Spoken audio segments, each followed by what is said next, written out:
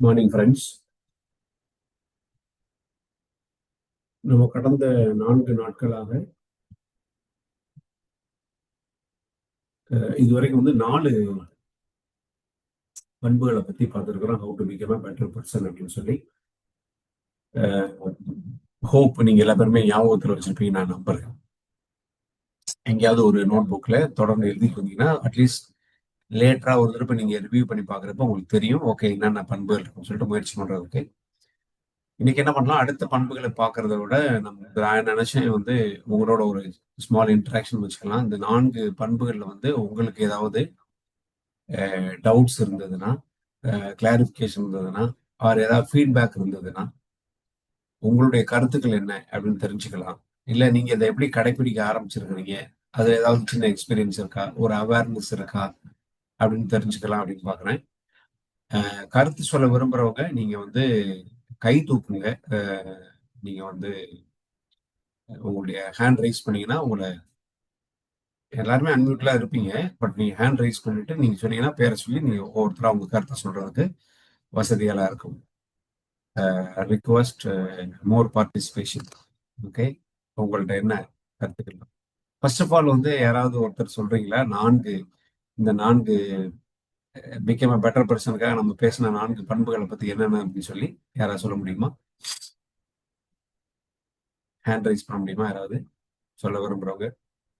நோட்ல திரும்பி பார்க்கலாம். நீங்க நாளையும் நீங்க மனதில் வச்சிருப்பீங்கன்னு சொல்ல முடியாது.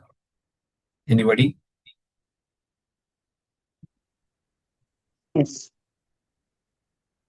எஸ் லதா, ஃபர்ஸ்ட் பண்புகள் சொல்லலாம். Good morning sir. ஃபர்ஸ்ட் உண்மையே பேசணும் அப்படின்றது பார்த்தோம் சார். உண்மை பேசணும் எப்பவுமே, முடிஞ்ச அளவுக்குன்னு இல்லை, எப்பவுமே. ரெண்டு நானே சொல்லவா சார்? சொல்லலாம் லதா. நல்லதே செய்யணும் first. Second do good only அப்படின்றது பார்த்தோம். Do right things right things even if it cost a bit. அது நம்மளுக்கு டைமோ மணியோ ஏதாவது நம்மளுக்கு பிரச்சனைகளை உண்டு பண்ணா கூட பரவாயில்லை, but always remain doing good things. Devikala, நீங்க மூணாவது good morning sir. Admit mistakes and ask pardon. அதாவது தப்பு பண்ணிட்டு நம்ம உண்மை ஒத்துக்கிறது. சூப்பர். தவறு செய்திருந்தோம்னா நம்ம தெரிஞ்சு அதிகமா பண்றது இல்ல, தெரியாம பண்ணிட்டோம்னா ஃபர்ஸ்ட் அதை ஒத்துக்கறணும். மூணாவது அது அதே சமயம் நம்ம மன்னிப்பு கேட்கறதுக்கு தயாராகிருக்கணும். 4வது, be kind to people in words and actions. Super. மக்கள்கிட்ட கொஞ்சம் கைண்டா இருக்கணும். வேர்ட்ஸ்னாலும் சரி, ஆக்ஷன்லயும் கைண்டா இருக்கணும். அதே சமயத்துல நம்ம we need to respect others. இந்த 4 பண்புகள் நம்ம பார்த்தோம். இந்த 4 பண்புகளுக்கு நம்ம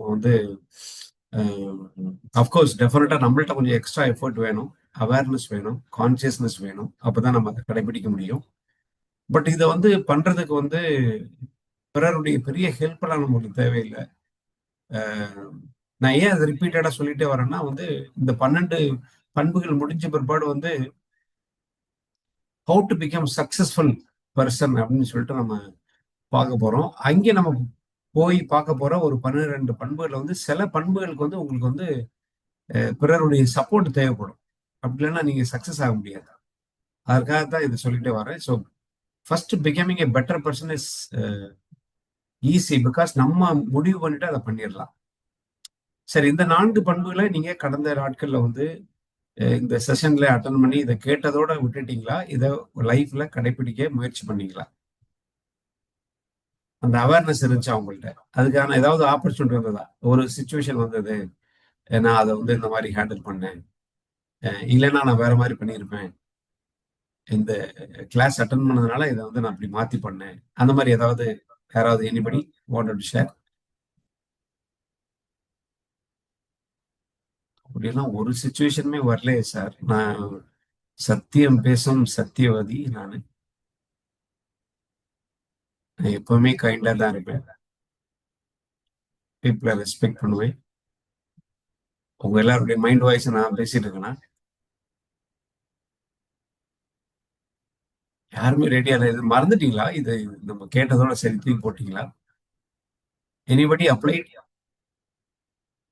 சரி, அப்ளை பண்ண அதுக்கு இல்லாத பொருளி என்ன பொருளி தெரியாம தூக்கிட்டு கை கீழே போட்டியா? இல்ல கேம், ஒரு சின்ன எக்ஸ்பீரியன்ஸ் சொல்லலாம்னு ஹேண்ட் ரைஸ் சொல்லாது. பண்ணேன் game. Good morning everyone.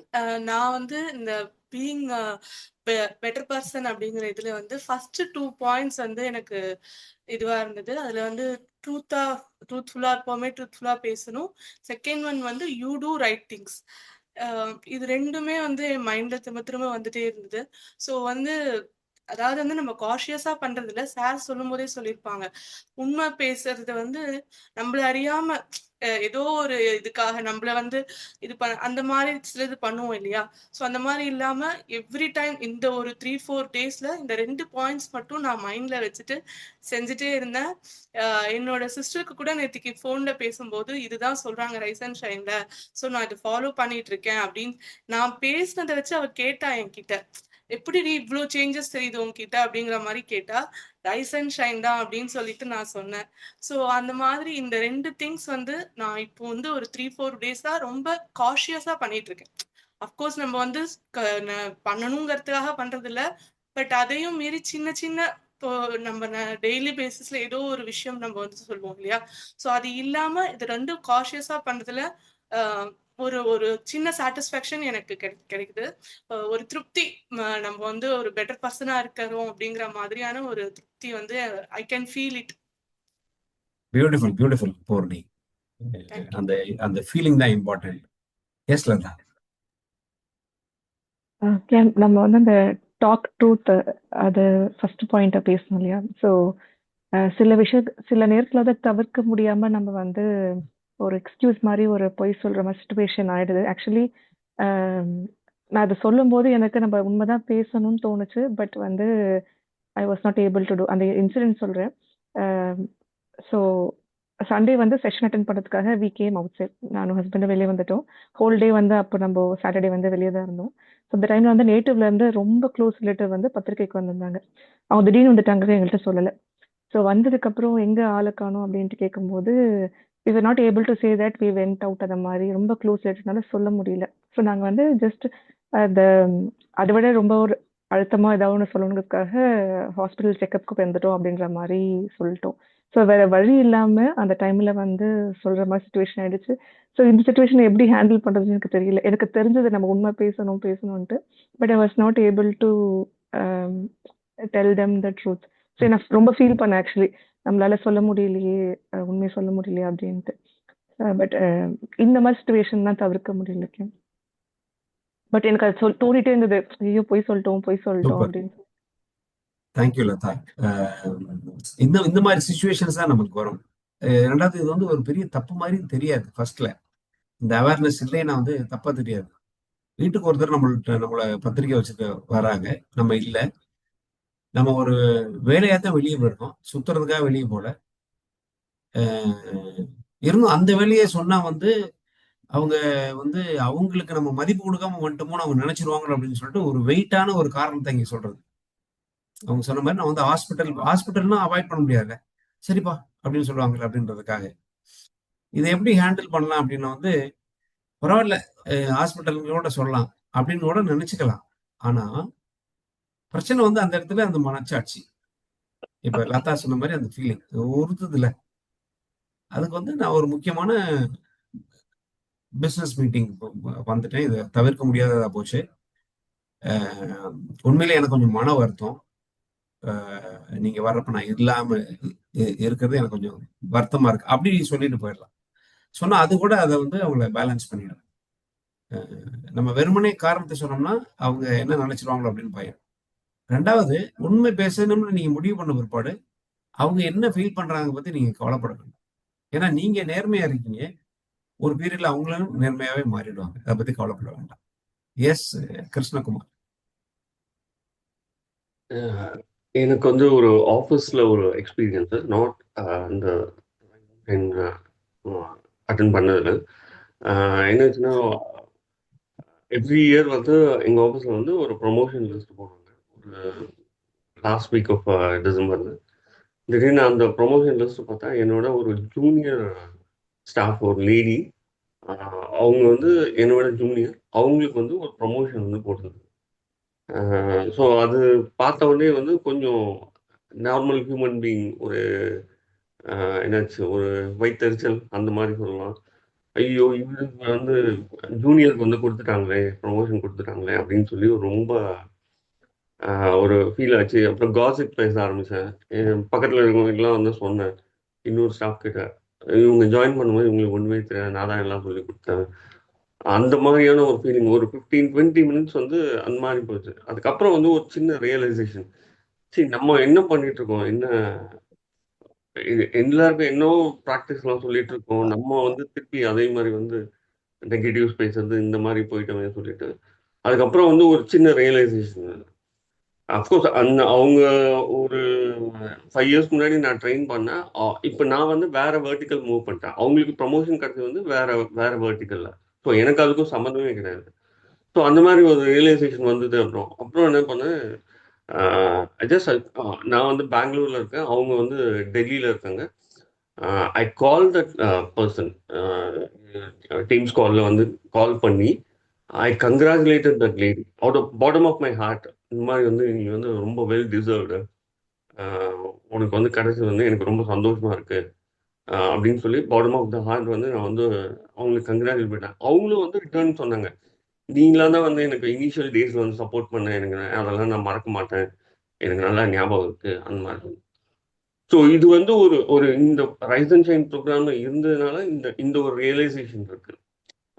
Human being மாதிரி நம்ம நார்மல் ஹியூமன் மாதிரி அந்த நெகட்டிவ்ல போனாலுமே we are able to realize it and come back to it. So அது வந்து எனக்கு இந்த ப்ரோக்ராம் அட்டன் பண்ணதுனால கிடைச்ச பெனிஃபிட். பியூட்டிஃபுல் பியூட்டிஃபுல் கேட்க. இது கண்டிப்பா வரும் இந்த ஃபீல். நம்ம வந்து நார்மல் ஹியூமன் பீயிங்கா இருப்போம் டெஃபினட்டா. அதுல தப்பு இல்லை, தப்பு இல்லை. இந்த சென்ஸ் அதுதான் இயல்பு. நம்ம எதை அதை வந்து ஃபோர்ஸ்ஃபுல்லா நம்ம பண்ணக்கூடாது. பட் அந்த ரியலைசேஷன் வர்றதுதான் வந்து ரொம்ப இம்பார்ட்டன்ட். இது வந்து ஒரு ஒரு ஃபியூ இன்சிடென்ட்ஸ்ல எப்படி நடக்க நடக்க பாத்தீங்கன்னா வந்து அதுக்கப்புறமா வந்து நம்மளுக்கே வந்து ஒரு நல்ல பியூட்டிஃபுல் ஒரு மெச்சூரிட்டி கிடைச்சு போயிடும். ஸ்டார்டிங்லேயே வந்து இந்த ரியலைசேஷன் வந்து கிடைக்க ஆரம்பிச்சிடும். தென் நம்ம வந்து இந்த மாதிரி இந்த இயல்பு வாழ்க்கையிலிருந்து விலகி இந்த மாதிரி ஒரு நல்ல ஒரு மேம்பட்ட வாழ்க்கை, ஒரு மெச்சூர்டு லைஃப்க்கு நம்ம முன்னேறிடுவோம். அண்ட் கேக்கு பாராட்டுகள் இதை வந்து ஓப்பனா சொன்னதுக்கு இந்த கம்யூனிட்டியில. So that definitely we can relate our self. இந்த மாதிரி சுச்சுவேஷன்ஸ் நம்மளுக்கு வந்திருக்கும், இதுல இருந்து நம்ம மாறக்கூடிய ஒரு வாய்ப்பு கிடைச்சதுக்கு ரொம்ப நன்றி. தர்ணி ரைஸ் பண்ணியிருந்தீங்க இல்ல? Okay. So super friends. So இந்த நம்ம வந்து புதிய கருத்துக்கள் வந்து தினம் தினம் கத்துக்கிட்டே வருவோம். பட் அதை சொல்லுவாங்கல்ல, இந்த காதுல வாங்கி அந்த காதுல விட்டுறணும் அப்படின்னு சொல்லி, அந்த மாதிரி விட்டுறாம இடையில உள்ள பிரெயினுக்கு கொஞ்சம் அனுப்பிச்சு இதை வந்து நீங்க எங்கேயாவது ஒரு இடத்துல எழுதி வச்சுக்கிட்டு வர பழகுனீங்கன்னா, நான் இப்போ உங்களுக்கு சொல்லிட்டு வரேன், இந்த பண்புகள் ஒரு 12 பேச போறோம். ஹவு டு பிகம் சக்சஸ்ஃபுல்னு சொல்லிட்டு ஒரு 12 பண்புகள் பேச போறோம். ஒரு நோட் புக்ல இந்த பாயிண்ட் மட்டும் போட்டு வந்தா கூட நீங்க கேட்டது வந்து ரிமெம்பர் ஆயிடும். இது போக நான் வந்து நான் வந்து சும்மா நம்மளுடைய நன்மைகளுக்காக வந்து நான் இதை ரெக்கார்ட் பண்ணிட்டே வரேன். இதை வந்து உங்களுக்கு நான் ஒரு 2 ரெக்கார்டிங் அனுப்பிச்சிருந்தேன் யூடியூப் சேனல் மூலியா. ஒரு சேனல் ஒன்று ஆரம்பிச்சு அதை ஒன்றும் பெருசு பண்றதெல்லாம் எந்த ஐடியாவும் கிடையாது, மானிட்டைசேஷன்லாம் அதில் எதுவும் கிடையாது. Just for recording. So that நமக்கு உங்களுக்கு எப்பாவது ஃபீல் வந்ததுன்னா நீங்க அந்த சேனலை நீங்க சப்ஸ்கிரைப் பண்ணி வச்சுக்கலாம். இல்லை நீங்க ஞாபகத்தில் வச்சுட்டா கூட ஓகே. உங்களுக்கு ஏதாவது ஒரு இதை திருப்பி ரிப்பீட் கேட்கணும் அப்படின்ற மாதிரி உங்களுக்கு ஒரு ஃபீல் இருந்ததுன்னா நீங்க அந்த ரெக்கார்டிங்கை நீங்க போட்டு கேட்கலாம். ஓகே. அதுல அடுத்த சில சார் நாட்கள் யாரு பேசுறா? Sir Hemamalathi sir. Good morning sir. எஸ்பா சார் ஒரு டவுட் சார். சார் ஷார்ட்டாக சொல்லிக்கிறேன் சார். ஒன்றும் இல்லை, நான் ஒரு இங்கே டிரான்சாக்ஷன் பாயிண்ட் வச்சிருக்கேன் சார். அதில் 9 to 10, 5 to 6 நான் ஒரு டைம் ஃபிக்ஸ் பண்ணியிருக்கேன் சார் கேஷ் கொடுக்கறதுக்கு. ஓகே, புரியுதுங்களா சார்? சொல்லுங்க. அந்த டைமுக்குள்ள வரவங்களுக்கு நான் சிரிச்சுட்டே கொடுத்துருவேன் கேஷ். அந்த டைம் தாண்டி வரவங்களுக்கு திட்டுவேன், ஓகே, வராதீங்க அந்த டைமுக்குள்ள வாங்க. ஏன்னா எங்க வீட்டில் இருக்கும் என்ன திட்டுவாங்க. நான் 10 to 5 ஃப்ரீ பண்ணிப்பேன் வெளியே எங்கேயா போறதுக்காக. ஓகே. ஓகேங்களா? அந்த டைம் மட்டும் தான் கேஷ் கொடுப்பேன். 10 to 5 வந்து பேங்க் டைமிங்ஸ், அவங்க பேங்க்குள்ளே எடுத்துக்கலாம். இல்லாத டைம்ல நான் கொடுப்பேன். இந்த டைம்ல வந்து நான் இப்போ வந்து அவங்க திட்டாம நான் கொடுத்தேன்னு வச்சுக்கோங்களேன், சப்போஸ் ஒரு 11 o'clock 10 o'clock வராங்க, திட்டல, நான் திட்டாம கொடுத்துட்டேன், நெக்ஸ்ட் இதே மாதிரி கண்டினியூ பண்ணாங்கன்னா எங்க வீட்டுல இருக்கவங்க என்ன திட்டுவாங்க, டிஸ்டர்பன்ஸா இருக்கு அப்படின்ற மாதிரி. அப்போ அவங்களுக்கு திட்டவா வேண்டாமா? சரியான கேள்வி. இதை வந்து நம்ம ஏன் திட்டுறதுன்னு நினைக்கணும்? இல்ல அதனாலதான் திட்டலன்னா அவங்க நெக்ஸ்ட் டைம் இதே மாதிரி 1 மணி 2 மணி அவங்க டைமுக்கு வருவாங்க, இஷ்டத்துக்கு வருவாங்க. இல்ல உங்களுடைய மனநிலைக்காக நான் சொல்றேன். இதை நீங்க திட்டுறதா நினைக்க வேண்டாம். நான் தான் நேத்து நம்ம பேசுறப்ப பேசணும். கைண்ட்னஸ்ன்றது வந்து, பொலைட்னஸ்ன்றது வந்து நம்ம தவறுதலா புரிஞ்சுக்கிற கூடாது. இப்ப நீங்க உங்க கேஸ் வந்து ரொம்ப அருமையான கேஸ். ஒரு செயலை செய்யறவங்க வந்து முறைப்படி செய்யணும், முறை தவறி செய்யக்கூடாது. குறிப்பிட்ட நேரத்துக்குள்ள வந்து வாங்கணும்னா குறிப்பிட்ட நேரத்துல வாங்கணும். அது தவறுன நேரத்துல வந்து வாங்கினாங்கன்னா வந்து அவங்களை திட்டுறதுக்கு பதிலாக மறுத்தரலாம். நேரம் முடிஞ்சு விட்டது, உங்களுக்கு தரப்பட இயலாது. அவங்க சாரி. திட்டிட்டே போவாங்க, நான் இவ்வளவு தூரம் வந்துட்டேன் எனக்கு தரவே இல்லையேன்னு திட்டிக்கிட்டே என்ன போவாங்க. அன்னைக்கு ஃபுல்லா என்ன திட்டிட்டே இருப்பாங்க அவங்க வீட்டுல. அவங்க திட்டிட்டு போறாங்க, கவலைப்படாதீங்க. நம்ம அது தவறு.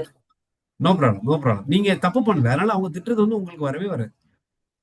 நம்ம இதுக்கு நிறைய ஸ்டோரிஸ் எல்லாம் நம்ம கேள்விப்பட்டிருப்போம் பார்த்தீங்களா? அவங்க திட்டுறது நம்மளுக்கு வருமானது வந்து அவங்க வந்து அவங்களுடைய மன திருப்திக்கு திட்டிட்டு போறாங்க. திட்டிட்டு போட்டோம், அதனால உங்களுக்கு எந்த வித பாதிப்பும் வரப்போறது கிடையாது. நம்ம காது கொடுத்து அதை கேட்டாதான் பிரச்சனை. காதை கொடுக்காத லெவலுக்கு நம்ம வேற சூழ்நிலையில மாத்திக்கணும். ஏன்னா இயல்பு தானே, நம்ம மனித இயல்பு. காது கேட்டோடனே நம்மளுக்கு சுரன்னு ஏறும்.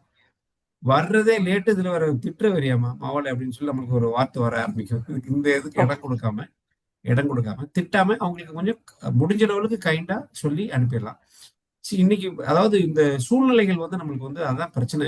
நான் அதுதான் சொல்றேன், நம்ம வந்து நம்மளா எதையும் பெருசா தப்பு பண்ணலைன்னா கூட சூழ்நிலைகள் தான் நம்மளை பண்ண வைக்குது. அந்த சூழ்நிலைகளை வந்து நம்ம தனிப்பட்ட முறையில மாற்ற முடியுமான்றது வந்து கேள்விக்குறி. It doesn't change over night, but ஒரு பீரியட்ல டெஃபினட்டா சேஞ்ச் ஆகும். அந்த வைப்ரேஷன்ஸ் நம்மள மாதிரி இப்போ ஒவ்வொருத்தர், இப்போ நம்ம கம்யூனிட்டியில 100 பேருக்கு மேல அதை வைப்ரேட் பண்றது மாதிரி எத்தனை கம்யூனிட்டிஸ் இருக்கு, எவ்வளவு பேர் வைப்ரேட் பண்றாங்க. டெஃபினட்டா vibration makes changes over a period of time. இது மாதிரி ஒரு புரிதல்லாம் ஏற்பட்டுரும். இப்படித்தான் வளர்ந்த நாடுகள்ல வந்து இன்னைக்கு சிங்கப்பூரா இருக்கட்டும், இன்னைக்கு அந்த மாதிரி இப்ப டென்மார்க்கா இருக்கட்டும், பின்லாண்டா இருக்கட்டும், இந்த மாதிரி நாடுகள் எல்லாம் வந்து கம்ப்ளீட்டா சேஞ்ச் ஆனது காரணம் வந்து எப்போ போட்ட விதை. சிங்கப்பூரை பத்தி பேசுறப்ப சொல்லுவாங்க 1965ல இட் வாஸ் மீன் பிடிக்கிற ஒரு கிராமம். அன்னைக்கு வந்து குடிசை வீட்டுல அசிங்கமா சுகாதாரம் இல்லாம வாழ்ந்த ஊர் அது. இன்னைக்கு நீங்க பாத்தீங்கன்னா வேற லெவல்ல இருக்கு. எப்படி முடிஞ்சது அப்படின்னா, நாட் நெக்ஸ்ட் டே 65, 50 ஆண்டுகளுக்கு மேல, 50-60 ஆண்டுகள் நெருக்கி.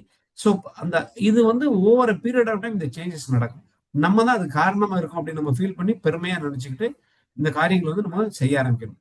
அவ்வளவுதான் மேட்டர். 6 இயர்ஸா நான் அதை பார்த்துட்டு 6 to 8 இயர்ஸா நான் பண்ணிட்டு இருக்கேன் சார். இதே தான் பண்ணி 8 இயர்ஸா இன்னும் உங்களுக்கு ப்ராக்டிஸ் ஆகல.